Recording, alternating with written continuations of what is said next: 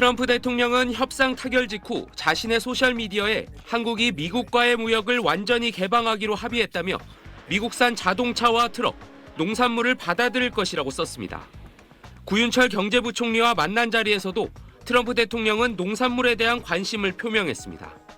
오늘 회담에서 트럼프 대통령도 과체류에 대한 한국의 검역 절차에 대해서 문의하며 많은 관심을 표명하였습니다. 미 무역대표부의 한국의 무역장벽 보고서는 과도하고 불투명한 위생검역 조치를 유지하고 있고 과학적 근거가 부족하다고 지적하면서 블루베리, 체리, 사과, 배 등에 대한 시장 접근 개선을 요구한 바 있습니다. 대표적으로 사과는 지난 1993년 미국의 수출 요청 이후 8단계 검역 절차 중 아직도 2단계에 머물러 있어 33년간 수입이 이뤄지지 않고 있습니다. 감자와 천도복숭아, 미니 당근과 딸기 등 모두 15개 미국산 농산물이 검역 절차를 밟고 있는데 한미 양국이 검역 절차 개선에 합의한 만큼 이런 과일과 채소류 수입이 빨라지는 거 아니냐는 전망이 나옵니다. 작은 검역의 실수 한 번이 수많은 농가의 눈물, 국민의 먹거리의 불안을 가져올 수밖에 없는. 농촌진흥청이 지난 3월 적합 판정을 내린 미국의 식품용 유전자 변형 감자도 식약처의 안전성 검사만 남겨두고 있습니다. 미국의 요구가 워낙 강하기 때문에요. 모든 농축산물을 방어하기는 어려워 보입니다. 과체류를 중심으로 해서 아마 소폭의 개방이 좀 불가피하지 않을까.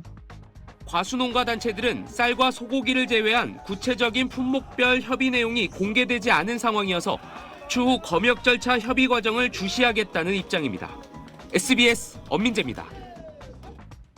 트럼프 미국 대통령에 이어 백악관 대변인도 미국산 쌀 시장 개방에 대한 합의가 있었던 것처럼 언급하자 우리 정부는 쌀 시장 개방 합의는 전혀 없었다고 거듭 강조했습니다.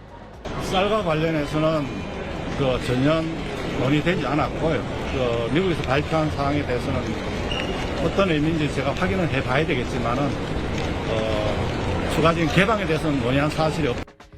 대통령실은 한미 관세 협상에서 농축산물 시장 추가 개방 논의 자체가 없었고 추가 협의도 없을 것이라고 못 박았습니다. 미국 측 주장은 협상 요건에 대한 이해 차이 때문으로 보인다고 했습니다. 그 세부적인 요건에 있어서 어떤 서로의 이해가 조금 달랐다. 그러니까 이 이해라는 게 인지가 좀 다를 수 있다. 대통령실 핵심 관계자는 백악관 대변인의 언급은 트럼프 대통령의 메시지와 마찬가지로 국내 정치용 수사인 것 같다는 해석을 내놨습니다. 다만 사과, 배, 천도복숭아 같은 과체류 검역 절차 개선에 대해 한미 두 나라가 앞으로 협의하기로 한 사실은 재차 확인했습니다. 국회에 출석한 송미령 농림축산식품부 장관은 미국 측의 검역 절차 개선 요구를 이렇게 설명했습니다. 그 개선이라는 표현은 소통을 강화한다는 표현이고 과학적인 그러면 역량을 제고한다. 이런 것을 조금 강조하는 것으로 그렇게 판단하고 있습니다.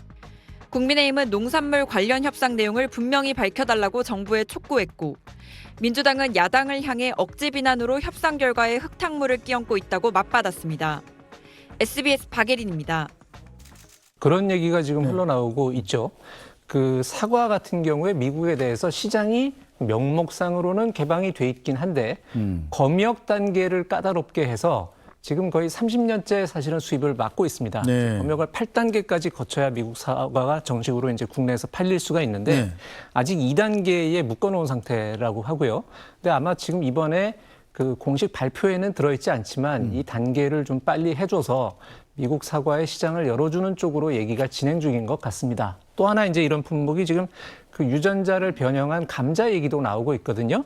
이것도 역시 그 검역 단계를 까다롭게 해서 현재 그 아직은 국내에서 정식으로 수입이 안 되고 있는데 이 분야도 아마 그런 식으로 진행이 될 가능성이 높고요. 트럼프 대통령이 농산물을 포함해서 한국이 그 완전히 시장을 개방한다 이렇게 트루스 소셜에 올리지 않았습니까? 네. 근데 결국은 이제 쌀과 소고기처럼 정치적인 민감도가 굉장히 높은 그래서 폭발력이 강한 그런 품목들은 지켰지만 모든 품목을 다 지키기는 아마 정부 차원에서 좀 역부족이 아니었을까 그런 생각이 듭니다. 네, 그런데 또 좀 걱정스러운 게 이 쌀 개방과 관련해서 한미 양측에서 좀 다른 말이 나오고 있다는 겁니다. 들어보죠.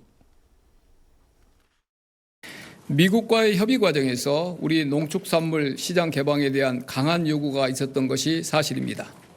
그러나 식량 안보와 우리 농업의 민감성을 감안해 국내 쌀과 쇠고기 시장은 추가 개방하지 않는 것으로 합의하였습니다.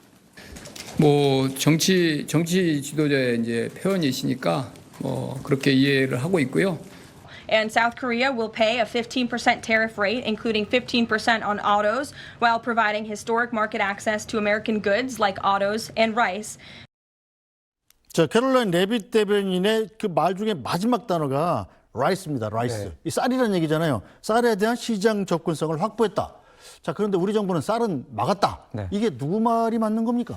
제가 생각하기로는요. 예. 그 캐롤라인 대변인이 평소에 자기네 나라의 정치적 사안, 트럼프 대통령을 지키는 문제 이런 거에 대해서는 굉장히 철저하게 공부를 해와서 막 기자들하고 말싸움을 하는데 네.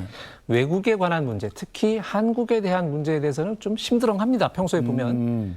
그래서 그렇게 구체적으로 잘 모르고 얘기했을 가능성이 꽤 있다는 생각이 들어요. 이 쌀 개방 문제는 네. 굉장히 구조가 복잡합니다. 그래서 그렇죠. 이제 이 문제에 대해서 기사를 쓰는 기자들도 한참 공부를 해야 이제 이게 그런 얘기였어 하게 되는 문제인데 그 레빗 대변인이 그런 자세한 사정은 잘 모르고 그냥 품목을 언급했을 가능성이 현재로서는 높아 보입니다. 다만 네. 이번은 아니라도 앞으로라도 또 쌀과 소고기 같은 품목에 대해서 미국이 다시 어떠한 다른 형태의 추가 개방을 요구할 가능성 자체는 남아있다 이렇게 보는 게 좋을 것 같습니다. 네, 어쨌든 뭐 대통령실 정책실장이 한 얘기를 좀 우리 믿어야 되겠고 좀 믿고 그렇죠. 싶네요. 이제 그걸 우리가 거짓말을 했다고 네. 보기는 어려운 게 쌀 문제는 얘기 잘못하면 나라가 뒤집어질 수 그렇죠. 있는 문제이기 네. 때문에 그걸 우리가 협상을 해주고 덮었다? 저는 그렇게는 생각되지 않습니다. 네.